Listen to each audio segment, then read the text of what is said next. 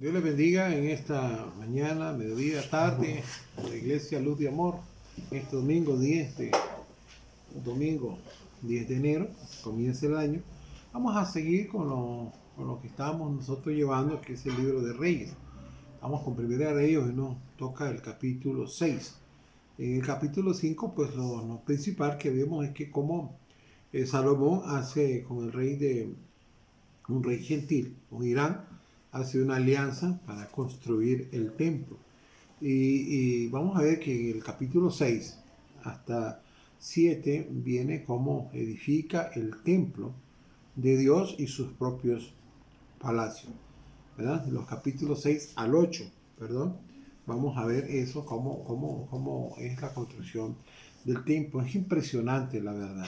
¿Verdad? Y vamos a leer aquí el primer versículo que describe, ¿verdad?, cómo Salomón edificó el templo de Dios y sus propios palacios, y que el templo pues tipificaba a Cristo y también al cuerpo de Cristo. Pero eso es lo interesante, ¿no? Que todo lo del Antiguo Testamento es sombra y es tipo de lo que había de venir, ¿verdad? Entonces comienza con el año 480 después de que Israel sale de Egipto, en el cuarto año del reinado de Salomón, 1012 años antes de Cristo.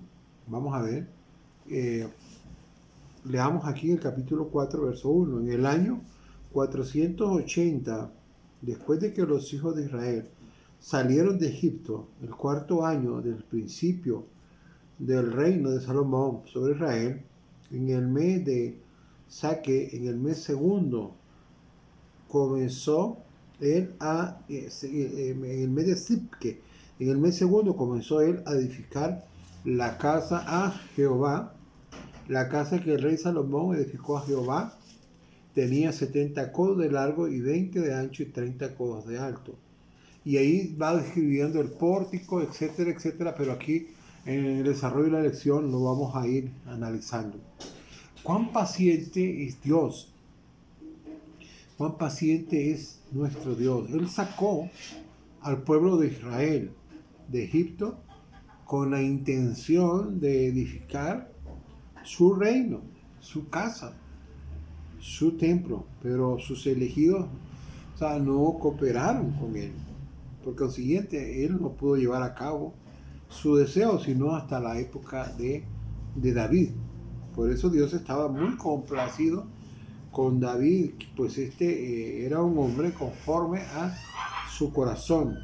Lo que llenaba el corazón de Dios era su reino, su casa. Sin embargo, antes de David no hubo nadie que se preocupara por su deseo, pero David era un hombre conforme al deseo de Dios, el cual consistía en establecer un reino y edificar una casa, ¿verdad?, para sí mismo sobre la tierra.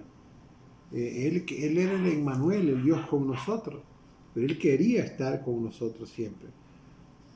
La edificación del templo empezó en el cuarto año del reinado de Salomón, pero fue David quien la hizo, hizo todos los preparativos. En el monte de Sión. El templo fue edificado sobre el monte de Sión, llamado el monte Morias, donde Abraham, ¿verdad?, vino y ofreció ese holocausto cuando iba a sacrificar a Isaac en Génesis 22:2, y donde David también ofreció su sacrificio a Jehová en Primera de Crónicas 21, 18 al 23. Y vamos a ver Segunda de Crónicas 3:1. Segunda de Crónicas 3:1. Segunda de Crónicas 3:1. Por favor. Segunda de Crónicas 3:1. Segunda de Crónicas 3:1. Dice: comenzó Salomón a edificar la casa de Jehová en Jerusalén, en el monte Moria, que había sido mostrado a David, su padre, en el lugar que David había preparado en la era de Omar Jebuseo. En la era de Omar Jebuseo. Y vamos a leer aquí también para para no dejar desapercibido, Primera de Crónicas 21. Primera de Crónicas 21. Primera de Crónicas 21. 18. 21. Primera de Crónicas es 21, amados hermanos, ¿verdad? Del 18 al 22. 21, 18 al 22. Dice, y el ángel de Jehová ordenó a Gad que dijese a David que subiese y construyese un altar a Jehová en la era de Ornán, Jebuseo. Entonces David subió conforme a la palabra que Gad le había dicho en nombre de Jehová. Y volviéndose Omán, vio al ángel, por lo que se escondieron y 4 hijos suyos que con él estaban, y Omán trillaba el trigo. Y viniendo David a Omán, miró Omán y vio a David, y saliendo de la era, se postró en tierra ante David. Entonces dijo David a Omán, dame este lugar de la era, para que edifique un altar a Jehová. Dámelo por su cabal precio, para que cese la mortandad en el pueblo. Y qué lindo, ¿no? Que hoy en día Él quiere habitar en nosotros. La casa somos nosotros. Dice 1 Corintios 3, 16, 17. ¿O no sabéis que sois templo del Espíritu Santo? Y Omán, dice el 23, respondió a David, tómala para ti, y haga mi señor el rey lo que bien le parezca. Y a unos bueyes daré para el holocausto, y los trillos para leña, y trigo para la ofrenda. Yo lo doy todo. Entonces, en el 24, el rey David dijo a Omán, no, sino que efectivamente la compraré por su justo precio, porque no tomaré nada para Jehová, porque no tomaré para Jehová lo que es tuyo, ni sacrificaré holocausto que nada me cueste. O sea, que tenemos que darle a Dios algo que nos cueste, ¿verdad? Qué interesante es eso, pero hay mucha gente que no le gusta ofrendar, ni mucho menos, ¿verdad?, morir. Como dice Romanos 12:1, por la misericordia de Dios te ruego que presentéis vuestros cuerpos en sacrificio vivo, santo, agradable a Dios, que es nuestro culto racional. Esto muestra que la Biblia es un relato que gira en torno al propósito eterno de Dios. Isaac era un tipo de Cristo, quien fue crucificado sobre el mismo monte donde Isaac fue ofrecido a Dios.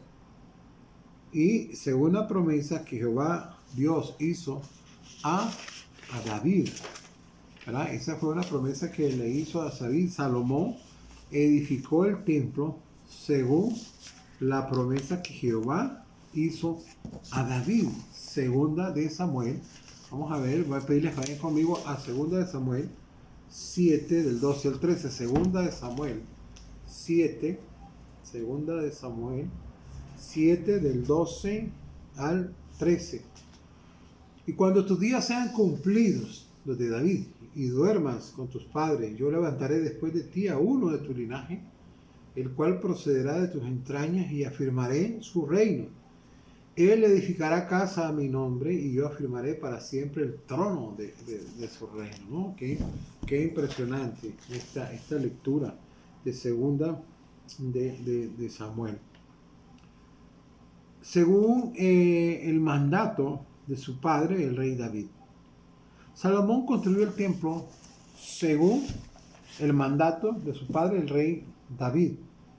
Esto indica que Salomón no hizo nada a la ligera, sino en todo siguió las instrucciones de su padre. Miremos 1 de Crónicas 22, 6 al 11. 1 de Crónicas 22,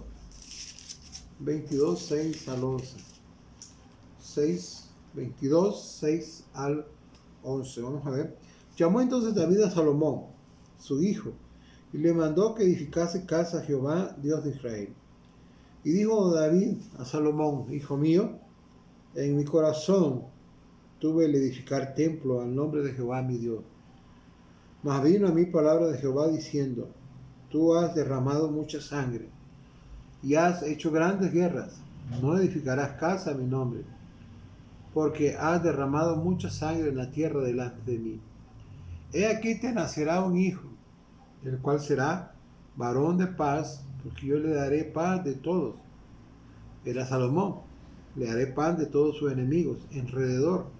Por tanto, su nombre será Salomón. Y yo daré paz y reposo sobre Israel en sus días. Entonces, Salomón quiere decir pacífico. Él edificará casa a mi nombre, y él me será a mí por hijo, y yo le seré por padre, y afirmaré el trono de su reino sobre Israel para siempre. O sea, ya es con el descendiente de Salomón, que es Jesús. Ahora pues, hijo mío, Jehová está contigo, y serás prosperado, y edifiques casa a Jehová tu Dios, como él ha dicho de ti. Qué lindo, ¿no? Esta lectura. Entonces era según el modelo que Dios le había mostrado a David. O sea, Salomón no edificó conforme a su sabiduría, sino al modelo que Dios le había mostrado a David. Miremos ahí mismo, Primera de Crónicas 28, del 11 al 19. Primera de Crónicas 28, del 11 al 19. Y David dio a Salomón, su hijo, el plano del pórtico del templo y sus casas, sus tesorerías, sus aposentos, sus cámaras y la casa del propiciatorio. Asimismo, el plano de todas las cosas que tenía en mente para los atrios de la casa de Jehová, para todas las cámaras alrededor, para las tesorerías de la casa de Dios y para las tesorerías de las cosas santificadas. También para los grupos de los sacerdotes y de los levitas, para toda la obra del ministerio de la casa de Jehová y para todos los utensilios del ministerio de la casa de Jehová. Dio oro en peso para las cosas de oro, para todos los utensilios de cada servicio, y plata en peso para todas las cosas de plata, para todos los utensilios de cada servicio.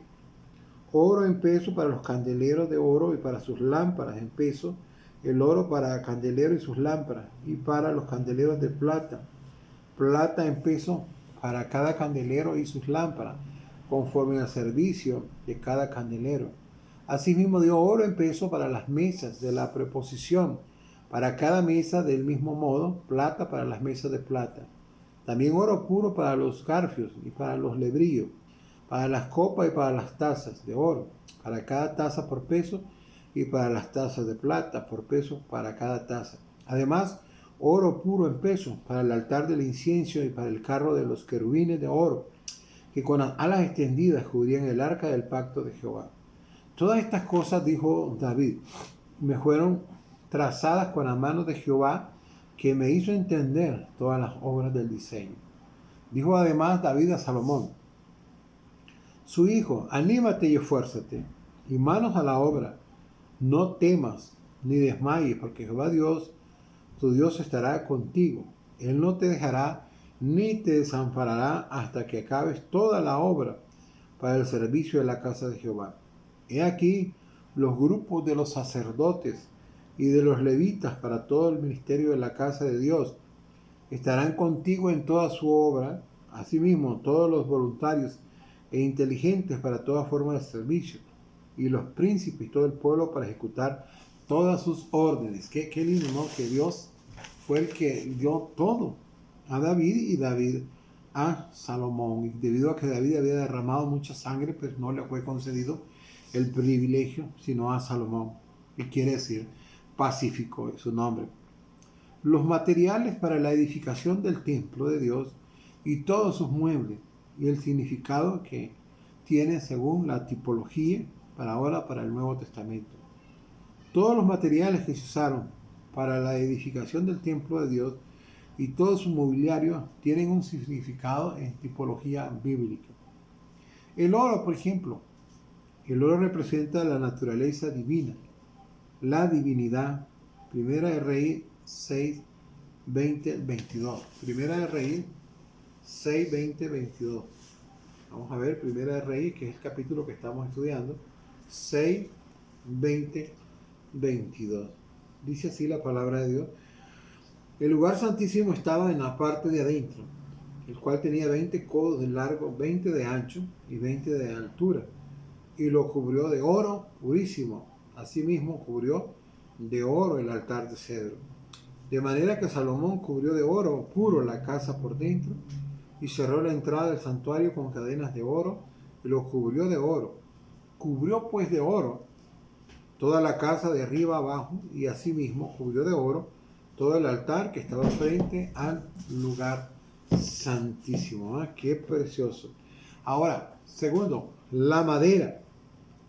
Las distintas clases de madera que se usaron para construir el templo que construyó Salomón representan los distintos aspectos de la humanidad de Cristo. Amén. Ahora, tercero, el cedro. Llevaba cedro esto. Vemos que Irán fue uno de los proveedores de cedro y de Líbano y de madera para esto. El cedro representa la humanidad resucitada de Cristo. El Cristo resucitado. Miremos aquí el capítulo 6, 9. Labró pues la casa y la terminó y la cubrió con artesonado de cedro. Miremos el 10, 15 y 16. El verso Primera de Reyes 6, 10. Edificó asimismo el aposento alrededor de toda la casa, de altura de 5 codos, el cual se apoyaba en la casa con maderas de cedro. Verso 15 y 16. Y cubrió las paredes de la casa con tablas de cedro, revistiéndolas de madera por dentro, desde el suelo de la casa hasta las vigas de la techumbre, y cubrió también el pavimento con madera de ciprés. Asimismo, hizo al final de la casa un edificio de 20 codos, de tablas de cedro desde el suelo hasta lo más alto. Así hizo en la casa un aposento que es el lugar santísimo. Entonces, ¿y qué significaba el cedro? Representa la humanidad resucitada de Cristo. Ahora vamos a ver el ciprés. Llevaba ciprés también. El ciprés representa la humanidad crucificada de Cristo Jesús, crucificado. Vamos a ver el versículo 34 del capítulo 6, 34. Pero las dos puertas eran de madera de ciprés, y las dos hojas de una puerta giraban, y las otras dos hojas de la otra puerta también giraban. Este era el ciprés. Ahora, la madera de olivo. La madera de olivo representa la humanidad de Cristo, la cual estaba en el Espíritu de Dios, el Cristo ungido. Ahí lo vemos también en el capítulo 6, verso 23. 6:33. Igualmente hizo las puertas del templo postes cuadradas de madera de olivo. Ok. Ahora, las piedras costosas. Las piedras costosas representaban la humanidad transformada de Cristo, el Cristo transformado. Miremos el 36, verso 36. Edificó el atrio interior de 3 hileras de piedras labradas y de una hilera de viga de cedro. Ahora, nosotros no somos los únicos que necesitamos, ¿verdad? Nosotros que necesitamos transformación. También Cristo la necesitó. Él era Dios y al encarnarse se vistió de carne humana. El verbo se hizo carne, dice Juan 1:14. Al hacerse un hombre de carne, Cristo adquirió la semejanza de carne de pecado, dice Romanos 8:3. Y por lo tanto necesitaba que la parte humana que había adquirido fuera transformada, según como dice 2 Corintios 3:18, ¿verdad? Es como nosotros, después de que renacemos, nuestro espíritu, a través del Espíritu de Cristo, entonces va siendo transformada nuestras emociones, nuestros pensamientos, nuestra mente, nuestra alma. Ok, ahora el bronce. El bronce representa al Cristo que Dios enjuició, al Cristo juzgado. ¿Verdad? Primera de Reyes 7:15. Ahí nos vamos a trasladar ya al 7:15. Y vació 2 columnas de bronce. La altura de cada una era de 18 codos y rodeaba a una y otra un hilo de 12 codos. Ok, entonces y el 27 y 30, 27 del capítulo 7, hizo también 10 bases de bronce, siendo la longitud de cada base de 4 codos y la anchura de 4 codos y de 3 codos de altura. La obra de las basas era esta, tenía unos tableros, los cuales estaban entre molduras, ¿ok?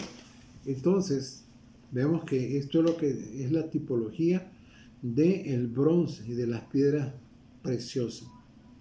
Amén. Entonces, ahora, los artículos principales del edificio y su significado en tipología.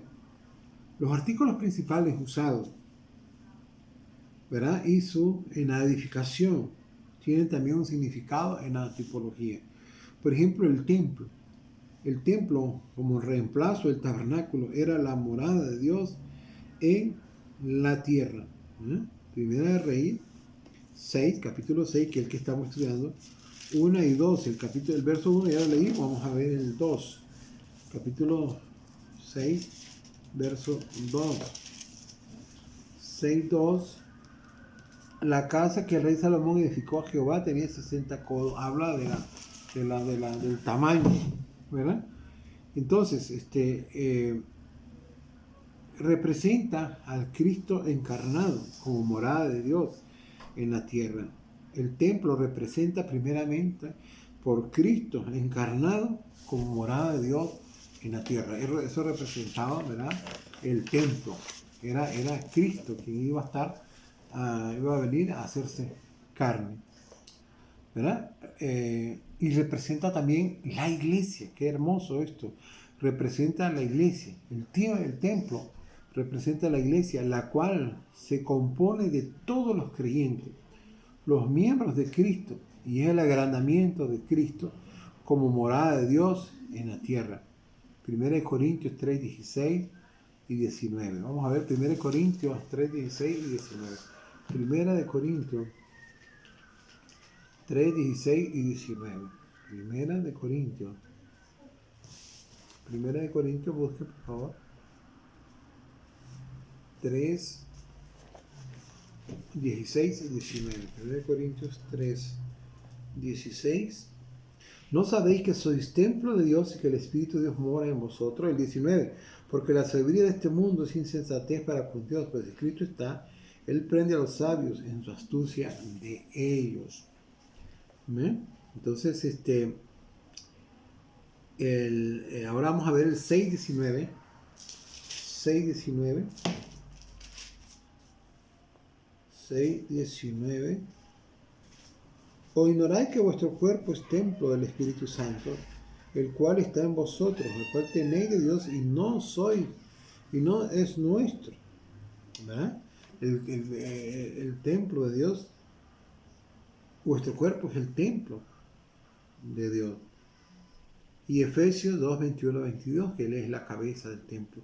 El templo representa a Cristo y la iglesia, pues ellos son una sola entidad. Cristo es la cabeza y la iglesia es su cuerpo. El cuerpo es el agrandamiento de la cabeza, la morada de Dios. Por tanto, que Dios more en Cristo equivale a que Él more en la iglesia. Sus medidas, vamos a ver las medidas que representa.